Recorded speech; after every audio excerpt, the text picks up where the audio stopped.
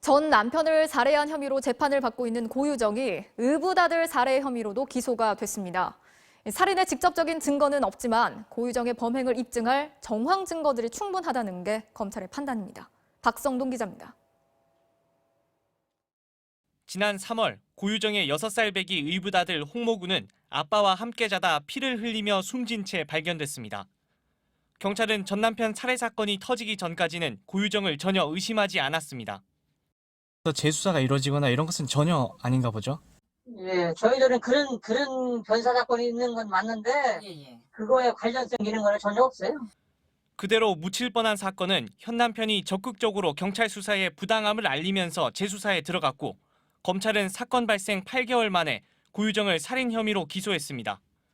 검찰은 고유정이 지난 3월 2일 새벽 4시에서 6시 사이 침대에 엎드려 자고 있던 홍군의 뒤통수를 10분 이상 강하게 눌러 살해한 것으로 결론 내렸습니다. 부검 결과 홍군의 몸에서 강하게 눌린 흔적이 발견됐고 범행 추정 시간에 고유정이 깨어있던 정황도 포착됐기 때문입니다. 또 현 남편의 채모에서 지난해 말 고유정이 처방받았던 수면 유도제 독세핀 성분이 검출됐고 의붓아들이 죽기 전 고유정이 지식사 등의 단어를 검색한 사실도 확인됐습니다. 검찰은 고유정이 재혼 후 2차례나 아이를 유산했지만 남편이 숨진 홍군만 아낀다고 생각해 범행을 저지른 것으로 봤습니다.